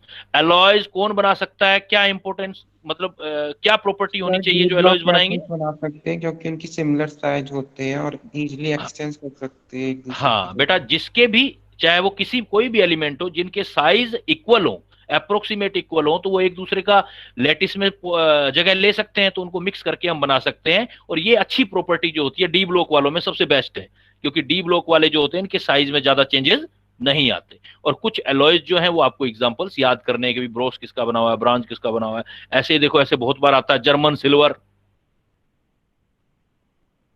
नाम देखो, नाम में सिल्वर है लेकिन सिल्वर होगा ही नहीं इसमें, यही कॉपर वगैरह का बना होगा, जर्मन सिल्वर, तो याद रखना सिल्वर है ही नहीं, Ag0। जैसे घुमा फिरा के कुछ क्वेश्चंस पूछे जाते हैं, थ्योरेटिकल क्वेश्चंस होते हैं। तो डी ब्लॉक एलिमेंट्स में ये भी एक अच्छा प्रॉपर्टी है कि ये जो है आपका एलॉयज फॉर्म करते हैं। एलॉयज के बाद देखो बेटा इंटरस्टिशियल कंपाउंड। इंटरस्टिशियल नाम देखो, नाम से पता लग रहा है कोई मुश्किल चीजें हैं ही नहीं। इंटर मतलब बीच वाला, स्टिशियल मतलब स्पेस। अगर ट्रांजिशन मेटल का लेटिस बन गया, कोई सॉलिड बन गया, और ट्रांजिशन मेटल के बीच में आपने देखा होगा, देखो जितनी भी डी ब्लॉक एलिमेंट हैं सारी हार्ड मेटल हैं। जो डी ब्लॉक एलिमेंट होती हैं ये आपके हार्ड मेटल हैं। हार्ड मेटल है तो इनकी पैकिंग बेस्ट होती होगी, तो बेस्ट पैकिंग होती है। तो बेस्ट पैकिंग होती है तो जनरली आपका HCP CCP इस टाइप की पैकिंग करते हैं, BCC भी करते हैं। CCP सॉलिड स्टेट वाला चैप्टर जो है, BCC भी करते हैं बेटा। बट अब पॉइंट ये आता है, कुछ ऐसी होती हैं जैसे काफी सॉफ्ट हैं। जो सॉफ्ट मेटल होता है उनकी पैकिंग ऐसी नहीं होती, उनकी स्पेशली पैकिंग होती है। तो सॉफ्ट मेटल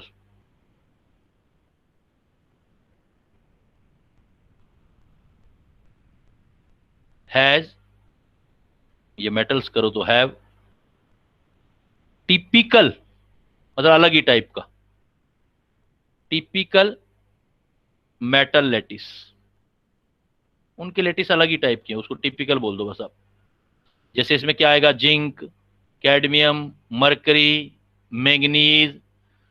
ये जो सॉफ्ट होती हैं, जो सॉफ्ट होती हैं उनका अलग ही स्ट्रक्चर होता है, उनका HCP CCP वाला नहीं आता। लेकिन जो कोई भी स्ट्रक्चर आएगा तो बेटा पैकिंग तो होगी ना, ऐसे पैकिंग होगी तो उनके बीच में क्या है, स्पेस रह जाएगा ये वाला।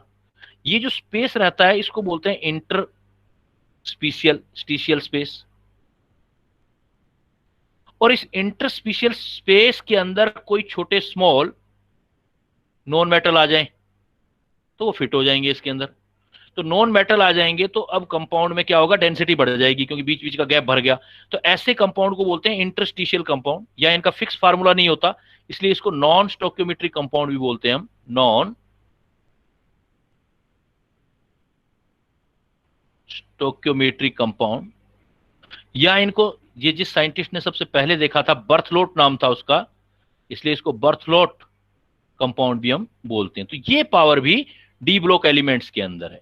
तो ये क्या हो जाता है इनमें, these compound are those which are formed when small atom like, non metal होने चाहिए, जैसे हाइड्रोजन है, कार्बन है, नाइट्रोजन है, बोरोन है, are trapped inside the crystal lattice. तो ऐसे कंपाउंड को बोलते हैं इंटरस्टिशियल। ऐसा बनाने का क्या फायदा होता है या बनने का क्या फायदा होता है कि फिजिकल और केमिकल प्रॉपर्टी में कुछ चेंजेस आ जाते हैं। तो क्या चेंजेस आते हैं ये आपको पता होना चाहिए। फिजिकल केमिकल प्रॉपर्टीज में कुछ चेंजेस हैं। मेन चेंजिंग क्या है, देखो मेल्टिंग पॉइंट बढ़ जाएंगे इंटरस्टिशियल के, डेंसिटी बढ़ जाएगी बेटा, हार्ड हो जाएंगे क्योंकि एक्स्ट्रा पार्टिकल आ रहे हैं, हार्ड हो जाएंगे। और जो है डेंसिटी बढ़ जाएगा इनका, high melting point, high dense या हाई डेंसिटी हो जाएगी।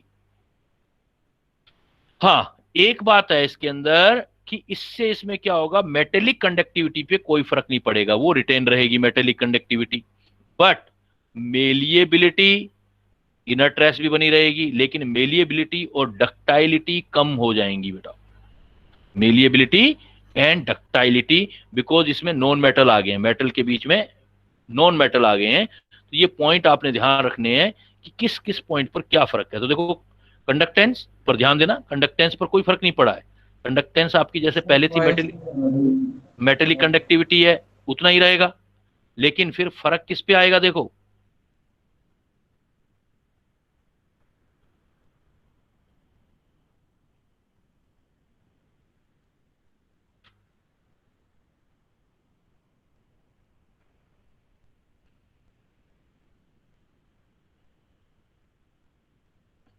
डक्टाइलिटी पर क्या फर्क आएगा, डक्टाइलिटी जो है डिक्रीज हो जाएगी, वायर बनाने की पावर नहीं रहेगी। कभी सोचा है आपने, ऐसा कुछ बता सकते हो बेटा आप? जैसे आयरन देखा होगा आपने, आयरन, आयरन के तो वायर इजीली बन जाते हैं ना। डक्टाइल का मतलब वायरिंग में आप चेंज कर दो, पतले लंबे मोटे जैसे वायर बनाने हैं। लेकिन अगर आयरन के अंदर कार्बन का अमाउंट बढ़ जाए, कार्बन ज्यादा आ जाए, स्क्रैप आ जाए, तो बेटा आपकी जो ये वायर बनेंगी अच्छी नहीं बनेगी, ब्रेक होने लग जाएंगी, टूटने लग जाएंगी, टूटेंगी, इजीली टूट जाएंगी।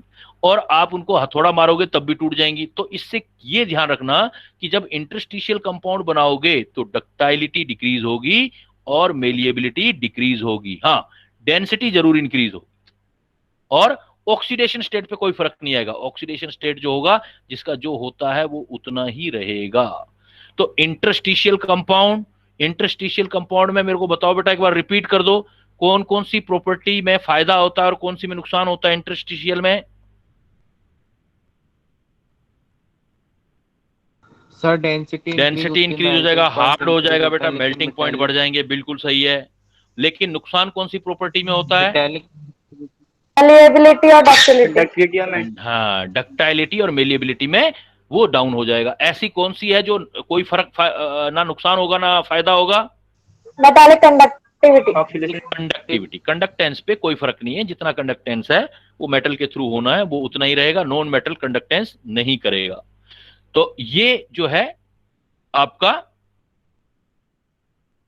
इसमें ये चीज आ जाती है आपकी। तो देखो अभी मैंने कौन कौन सी प्रॉपर्टी पढ़ाई आज, रिपीट करते जाते हैं। सबसे पहले क्या, एसआरपी वैल्यू मतलब रिएक्टिविटी, उसके बाद वो कौन सा किया, कलर, फिर कौन सा किया, पैरामैग्नेटिज्म के बाद फिर दो प्रॉपर्टी और बताई, कौन कौन सी, क्या क्या बनाना, इंटरस्टिशियल कॉम्प्लेक्स बनाना और एलॉयज बनाना। इसके साथ देखो तो डी ब्लॉक में एक बहुत ही क्रैकिंग प्रॉपर्टी जो होता है बेटा, वो होता है आपका कैटलिस्ट। आप देखोगे ना, ज्यादातर कैटलिस्ट जहां भी होंगे, जहां भी कैटलिस्ट होते हैं वहां आपको डी ब्लॉक वाले एग्जाम्पल ही ज्यादातर मिलेंगे आपको कैटलिस्ट में, कैटलिस्ट का प्रॉपर्टी। तो पहला पॉइंट आता है कि most transition metal and their compound are good catalyst property. Most transition metal and their compound have good catalytic property.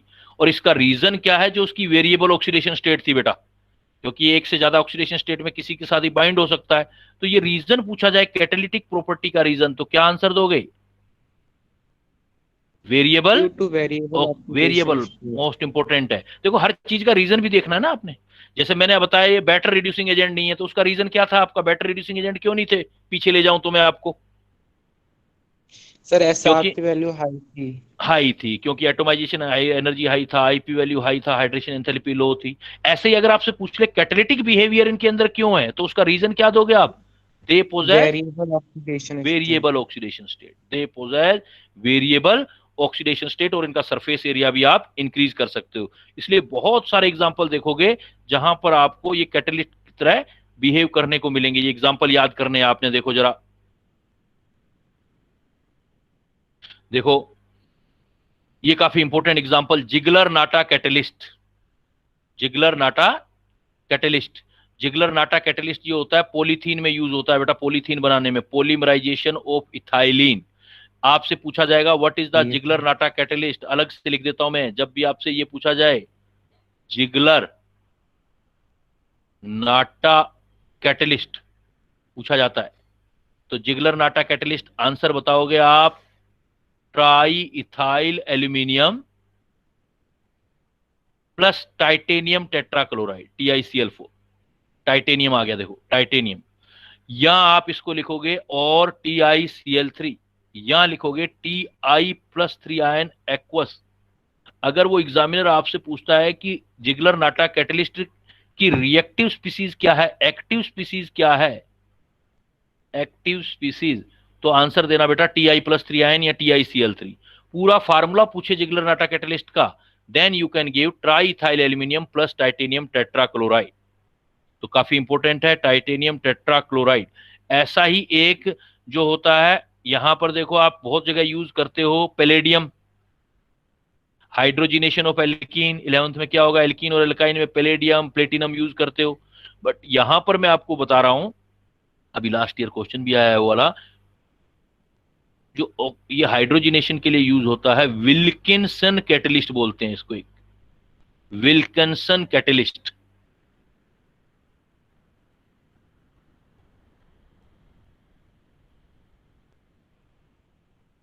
Wilkinson catalyst है रूथियम का, रूथियम PPH3 3Cl, ये बेटा फार्मूला ही पूछ लिया था पिछली बार। तो रुथीनियम RH PPH3 try phenyl phosphine है, और क्लोरीन 3 PPH3 लिगेंड है, एक Cl है। तो जिगलर का डाटा टाइटेनियम का है, विल्किंसन कैटलिस्ट रुथेनियम का है। ऐसे ही देखो आपका फेंटेन रिएजेंट, फेंटेन रिएजेंट ये ऑर्गेनिक केमिस्ट्री में एल्कोहलों को एल्डिहाइड में कन्वर्ट करने में काम आता है, या पॉलीमराइजेशन में भी यूज होता है। फेरस सल्फेट प्लस H2O2, जितने याद कर सकते हो उतने बेटर हैं, जो ज्यादा इंपॉर्टेंट है वो मैं आपसे डिस्कस किए जा रहा हूं। Ferrous sulphate plus H2O2, hydrogen peroxide के साथ फेरस सल्फेट, तो ये फेंटेन रिएजेंट होता है, फेंटेन रिएजेंट। इसी टाइप से देखो जो आपका पी ब्लॉक में पढ़ोगे H2SO4 बनाने में कॉन्टैक्ट प्रोसेस यूज होता है। H2SO4 में कॉन्टैक्ट प्रोसेस, SO2 SO3, आगे चल के हम H2SO4 बनाते हैं। तो इसमें वेनेडियम पेंटाऑक्साइड यूज होता है, वेनेडियम पेंटाऑक्साइड। ऐसे ही नाइट्रिक एसिड बनाने में ओस्टवाल्ड प्रोसेस होता है, ओस्टवाल्ड मेकिंग HNO3, उसमें प्लेटिनम या रोडियम यूज करते हैं। वाकर प्रोसेस होता है एल्डिहाइड का मैन्युफैक्चरिंग करने, वाकर, उसमें PDCl2 यूज करते हैं। तो ज्यादा इंपॉर्टेंट जो ऊपर वाले बताए हैं वो हैं, वो एक बार रिपीट कर दो। जिगलर नाटा कैटलिस्ट पूछा जाएगा तो क्या बोलोगे बेटा? Ziegler Natta catalyst titanium tetrachloride TiCl4 triethyl aluminium, Ziegler Natta catalyst. अगर आपसे पूछा जाएगा विल्किंसन कैटलिस्ट क्या दोगे? रुथेनियम वाला बेटा, रुथेनियम 2-2-3-3 बार लिख के याद कर लेना, हो जाएगा। Ruthenium RHPPS3 thrice Cl, ruthenium catalyst. तो ऐसे फेंटेन रिएजेंट पूछेगा क्या आप दोगे बेटा? Fountain reagent ferrous sulphate plus H2O2, ferrous sulphate plus H2O2, ये सारी प्रॉपर्टी जो है आपकी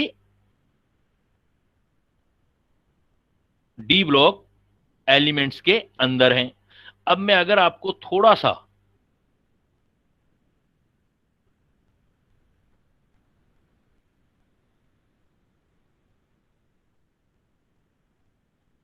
पॉइंट की तरफ ले जाता हूं, थोड़ा देखो, आपने स्टार्ट किया कल से डी ब्लॉक, इजी सा चैप्टर है, सिर्फ याद याद करे जाना है। सबसे पहले मैंने आपको कराया इलेक्ट्रॉनिक कॉन्फ़िगरेशन, वो याद करने थे। इलेक्ट्रॉनिक सीक्वेंस बन जाएगा। देखो इलेक्ट्रॉनिक कॉन्फ़िगरेशन के बाद मैंने आपको बताया था साइज, साइज के बाद मैंने आपको क्या करवाया था, याद है आपको? आईपी वैल्यू, आईपी वैल्यू के बाद मैंने आपको क्या करवाया? फिर ऑक्सीडेशन स्टेट, मेटेलिक स्ट्रेंथ भी दे सकते हो, मेटेलिक स्ट्रेंथ, उसमें सारे पॉइंट आ जाएंगे।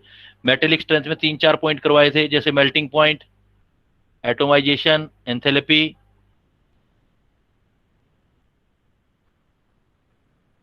क्लियर? फिर मैंने आपको यहां छोड़ा था वेरिएबल ऑक्सीडेशन स्टेट पर, ये भी इनकी प्रॉपर्टी है। आज देखो मैंने जो नेक्स्ट प्रॉपर्टी करवाई है आज आपको, आज मैंने स्टार्ट किया पहले रिएक्टिविटी से, मतलब एसआरपी वैल्यू डी ब्लॉक में है वो चेक किया हमने। एसआरपी वैल्यू के साथ मैंने आपको फिर दूसरी चीज जो करवाई वो कलर, कलर के साथ मैंने आपको करवाया मैग्नेटिक बिहेव, पैरामैग्नेटिज्म वगैरह।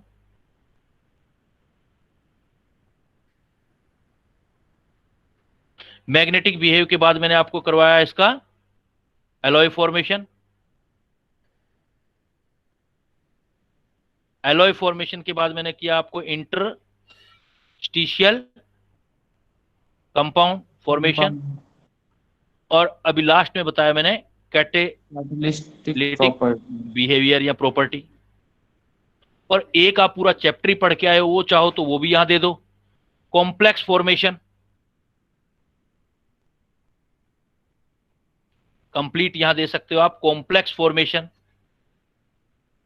मतलब कोऑर्डिनेशन कंपाउंड, कॉम्प्लेक्स फॉर्मेशन। तो आपने कोऑर्डिनेशन कंपाउंड पूरा चैप्टर पढ़ा है, सारा डी ब्लॉक एफ ब्लॉक इनका ही तो था, मेनली डी ब्लॉक का था। तो कॉम्प्लेक्स फॉर्मेशन कौन बना सकता है, क्या रीजन हो सकता है? देखो जिसके पास भी अगर फॉलोइंग प्रॉपर्टी है, those element which have number 1 small size, number 2 high charge, number 3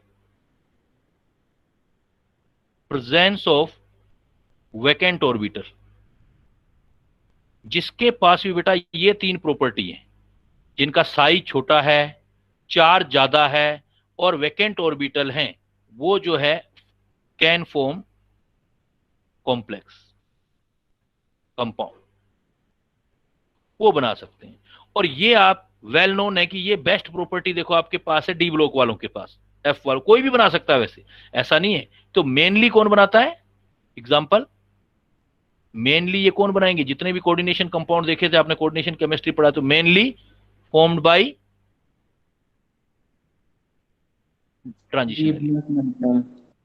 transitional element.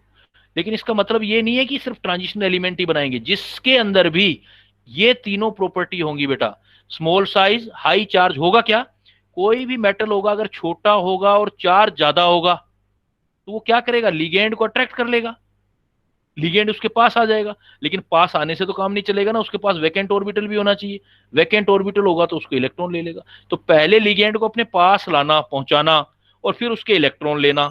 तो इस पास पहुंचा के इलेक्ट्रॉन लेने के लिए क्या क्या पॉइंट होने चाहिए, देखो बेटा, small size, high charge, positive charge ज्यादा होगा तो अट्रैक्ट करेगा लिगेंड को, और फिर इलेक्ट्रॉन लेने के लिए वैकेंट ऑर्बिटल हो, तो वो आपका कॉम्प्लेक्स फॉर्म करते हैं। और मेनली जो फॉर्म्ड होते हैं वो ट्रांजिशन एलिमेंट्स बनाते हैं। But other element of S, P, F block can also form, वो भी बना सकते हैं। ऐसे एग्जांपल हैं, जैसे लिथियम है, लिथियम बनाता है, एल्यूमिनियम बनाता है। तो लिथियम कौन से ब्लॉक का एलिमेंट है, देखो लिथियम कॉम्प्लेक्स बनाता है, याद है आपको, एल्काइल लिथियम ऑर्गेनोमेटेलिक कॉम्प्लेक्स बनाया था आपने, इसका मतलब लिथियम बना रहा है। अगर लिथियम बना रहा है तो लिथियम बना रहा है तो लिथियम तो एस ब्लॉक का है। एग्जांपल देखो, एल्यूमिनियम बनाता है तो एल्यूमिनियम कौन से ब्लॉक का है, पी ब्लॉक का है। आगे लेंथेनाइड्स वगैरह बनाएंगे, सीरियम वगैरह बनाएंगे, एफ ब्लॉक के हैं ये। तो जरूरी नहीं है कि सिर्फ ये बनाएगा, हाँ मेनली इसके होते हैं। जैसे आपने देखा था जो वार्नर ने सबसे पहले बनाया था, वो भी तो कोबाल्ट वाला लिया था, कोबाल्ट NH3 6 और Cl3। तो इसमें देखो ट्रांजिशन मेटल किसकी है, ट्रांजिशन मेटल कौन सी है, कोबाल्ट। तो ज्यादातर जितने भी आपने देखे थे तो वहां आपको ट्रांजिशन मेटल थे। तो कॉम्प्लेक्स फॉर्मेशन भी इनका एक बहुत बड़ी प्रॉपर्टी है जो ये डी ब्लॉक बनाते हैं। तो ये बेटा हमारे पास ये है property of d block element, जिनको साथ में लास्ट में हमने समराइज किया है। अब आता है हमारे पास इसके कुछ इंपोर्टेंट कंपाउंड।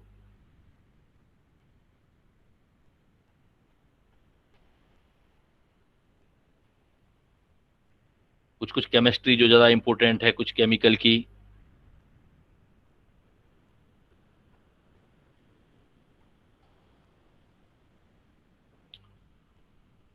वो आपको फार्मूले याद करने में बता रहा हूं क्या क्या करना है आपको। देखो यहां पर कुछ पॉइंट कर लो आप, ये लिख लो, some important compound of d block.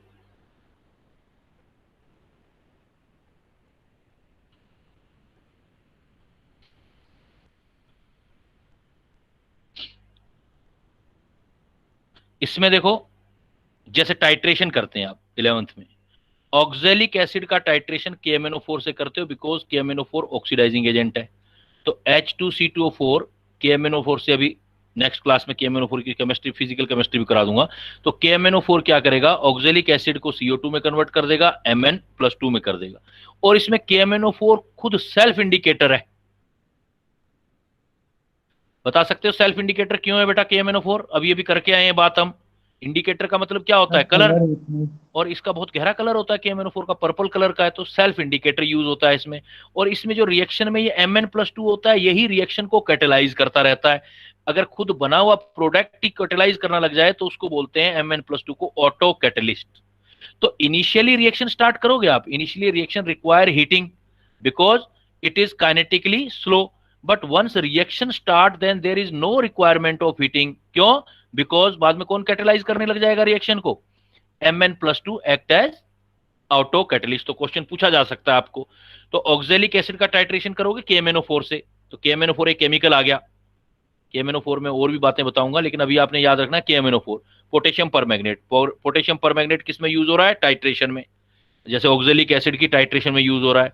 Titration में कलर चेंज किससे पता लगेगा? खुद से ही, सेल्फ इंडिकेटर, बाहर से इंडिकेटर नहीं डाल रहे हो। ये रिएक्शन स्टार्ट तो क्या करना पड़ता है हमें? रिएक्शन गर्म करके रिएक्शन करना पड़ता है स्टार्ट, लेकिन थोड़ी देर के बाद हमें गर्म करने की जरूरत नहीं है, बार बार गर्म करने की जरूरत नहीं है। बाद में जो उसमें बना हुआ Mn+2 होता है रिएक्शन में, जो प्रोडक्ट बनता है वही ऑटो कैटलिस्ट का काम करता है। दूसरा एग्जांपल देखो, दूसरा compound purple of Cassius, exam में आएगा, what is the purple of Cassius? तो पर्पल ऑफ केसियस जो होता है वो होता है गोल्ड का, अगर स्टेनिक एसिड के साथ, स्टेनिक एसिड SnOH4 भी बोल देते हैं या H2SnO3 भी बोल देते हैं, इसको हम पर्पल ऑफ केसियस बोलते हैं। ये क्या होता है कि बहुत ही ऐसे, जैसे ये एक सॉल्यूशन पड़ा होता है जिसमें गोल्ड के छोटे छोटे पार्टिकल होते हैं और अंदर सॉल्यूशन होता है, इसका लिक्विड सॉल्यूशन होता है आपका, क्या बोलते हैं इसको, स्टेनिक एसिड का। तो स्टेनिक एसिड में ये होता है और दिखने में बहुत खूबसूरत होता है, बहुत बढ़िया लगता है, ऐसे लगता है जैसे फ्लावर पड़ा है कोई, पर्पल कलर, केसियस जो फ्लावर होता है वैसा वैसा दिखता है, इसलिए इसको पर्पल ऑफ केसियस कहते हैं। तो पर्पल ऑफ केसियस क्या होगा पूछा जाएगा तो ऑप्शन देना, colloidal solution of gold in stannic acid. Formula देना हो तो ये दे देना, colloidal solution of gold in stannic acid. जैसे कोलाइडल सॉल्यूशन में हमने मेटल के सोल बनाए थे, तो AuCl3 को, मेटल वाले +3 ऑक्सीडेशन स्टेट को Sn की +2 से रिएक्शन करा के हम गोल्ड 0 ऑक्सीडेशन स्टेट में ले आते हैं, और ये SnCl2 जो होता है ये हाइड्रोलाइज होकर के SnOH4 बनाता है। तो गोल्ड के पार्टिकल इस सॉल्यूशन में आपको इस तरीके से दिखाई देते हैं। गोल्ड के पार्टिकल जो होते हैं आपके येलो कलर के जो है, वो तो जो हो जाता है वो आपका पर्पल कलर का टोटल दिखाई देने लग जाता है। तो पर्पल ऑफ केसियस, तो आपसे एग्जाम में इतना ही आएगा, what is the purple of Cassius? आप बोलोगे colloidal solution of gold in stannic acid, in stannic acid. तो ऐसे जो मैं कंपाउंड बताऊंगा ज्यादा आपने नहीं करना, बस वो चीजें जितनी बताता जा रहा हूं उनके फार्मूले और वो याद करते जाना है आपने।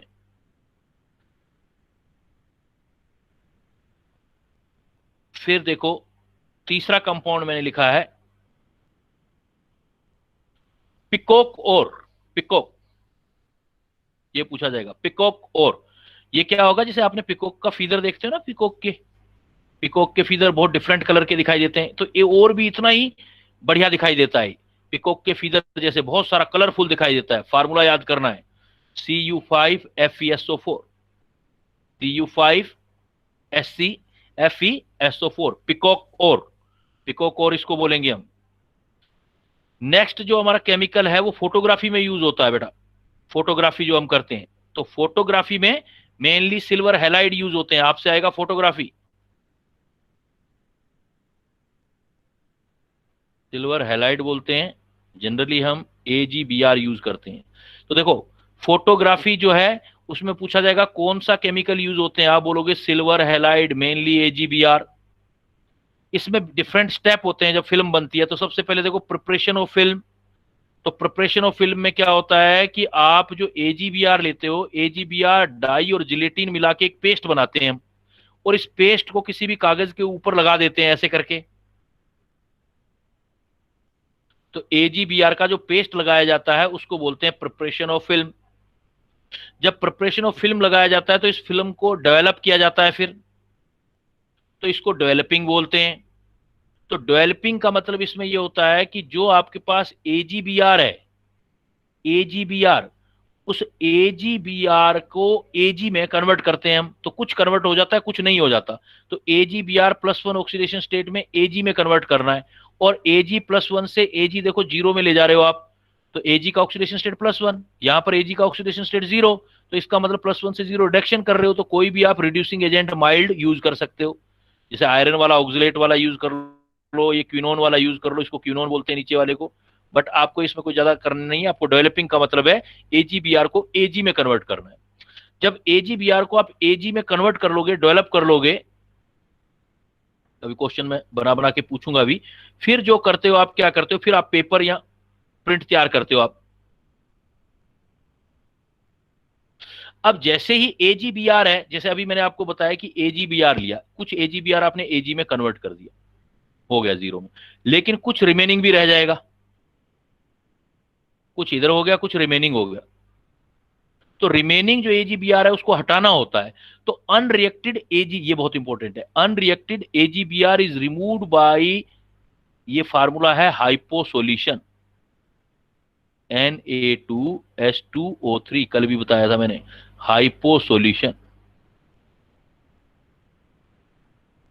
Hypo solution. आपसे पूछा जाएगा, इंपॉर्टेंट है ये वाला पॉइंट काफी, आपसे पूछा जाएगा अनरिएक्टेड AgBr वो किससे रिमूव करोगे, आप बोलोगे हाइपो सॉल्यूशन से। हाइपो सॉल्यूशन से होगा क्या रिएक्शन, AgBr में Ag plus ion oxidation state में, कल भी बताया था मैंने, कोऑर्डिनेशन नंबर 2 होता है, तो 2 thiosulphate ion H2O3 2 negative ion ligand का काम करेंगे, ये मेटल कॉम्प्लेक्स बनेगा बेटा, और ये लिगेंड, तो ये रिएक्ट करके और कॉम्प्लेक्स बना देंगे AgS2O3 ट्वाइस, ऑक्सीडेशन स्टेट इसका +1, तो ओवरऑल करोगे तो ऊपर जो चार्ज आ जाएगा आपका 2 2 जा 4 माइनस का +1 तो -3, ये कॉम्प्लेक्स आ जाएगा, ये वाटर सोल्यूबल कॉम्प्लेक्स बन जाएगा। तो Ag जो है वाटर के अंदर अपना कॉम्प्लेक्स बना के अलग हो जाएगा, एक्स्ट्रा Ag। तो unreacted AgBr is removed Ag2H2O3 because Ag जो होता है वो थायोसल्फेट के साथ Ag plus ion form water soluble complex with thiosulphate ion या थायोसल्फेट लिगेंड, थायोसल्फेट लिगेंड के साथ अपना कॉम्प्लेक्स बना लेगा।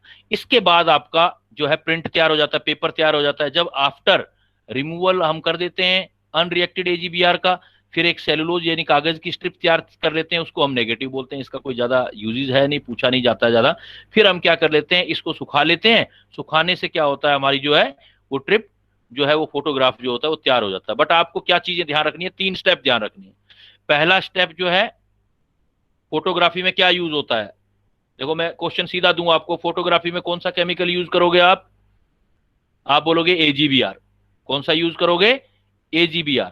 AgBr में फोटो बनाने के लिए क्या रिएक्शन होती है, AgBr का Ag प्लस आयन Ag में कन्वर्ट हो जाता है, सिल्वर दाने दाने से बन जाते हैं, तो एक फोटो पिक्चर सी तैयार होती है, उसको बोलते हैं डेवलपिंग ऑफ फोटोग्राफी। तो डेवलपिंग ऑफ फोटोग्राफी में Ag प्लस आयन Ag में कन्वर्ट होगा। और लास्ट जो होता है वो हमारा पॉइंट होता है कि इसको हम रिमूव करते हैं, जो एक्स्ट्रा AgBr होता है। तो एक्स्ट्रा AgBr क्यों रिमूव हो जाता है, ये पूछा जाएगा आपसे। तो एक्स्ट्रा AgBr में हम हाइपो सॉल्यूशन में उसको डुबोते हैं पेपर को, तो उसके अंदर जितना एक्स्ट्रा AgBr लगा होता है वो हाइपो सॉल्यूशन से धुल के और एक कॉम्प्लेक्स बना करके सारे AgBr को रिमूव कर देता है। तो AgBr Na2H2O3 के साथ कॉम्प्लेक्स बना करके अलग हो जाता है। तो ये हम फोटोग्राफी के अंदर यूज करते हैं।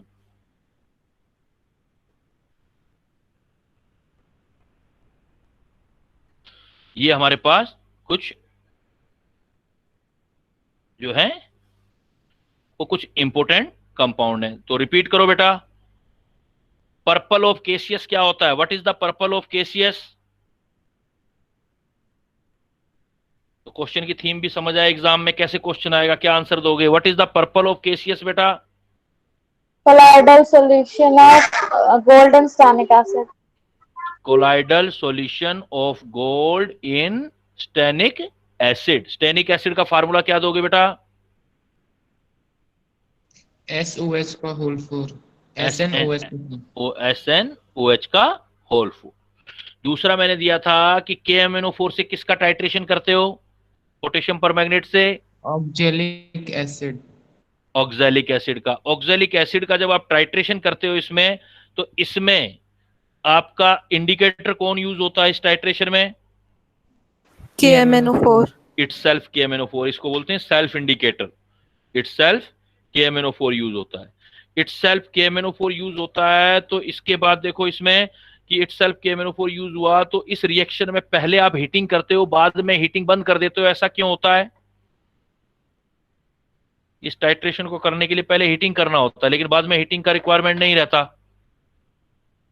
बाद में Mn+2 ही उसको कैरी आउट करता है। सेल्फ ये ऑटो कैटलिस्ट बोलते हैं इसको, ऑटो कैटलिस्ट का काम करने लग जाता है, आगे रिएक्शन को नहीं आ रही, कैटलिस्ट का काम करने लग जाता है।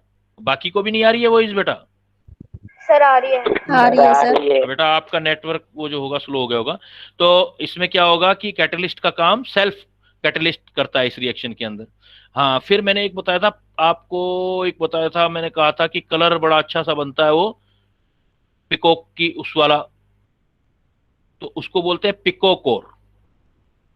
इसको बोलेंगे हम पिकॉक ओर। तो पिकॉक ओर देखो क्या फार्मूला है, Cu5, याद करने वाला पॉइंट है, देखो इसमें आपको ही करना है जो कुछ करना है, मैं ज्यादा नहीं कर सकता। Cu5 FeSO4, ये पिकॉक ओर हो जाएगा।